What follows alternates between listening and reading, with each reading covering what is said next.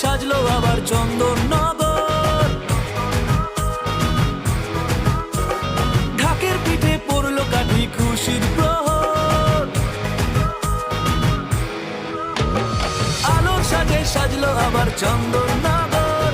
ঢাকের পিঠে পড়লো কাঠি খুশির প্রহর। আমন্ত্রণ জানাই সকলের আশা চাই, এরম পুজো আর তো কোথাও দেখতে পাবেন না।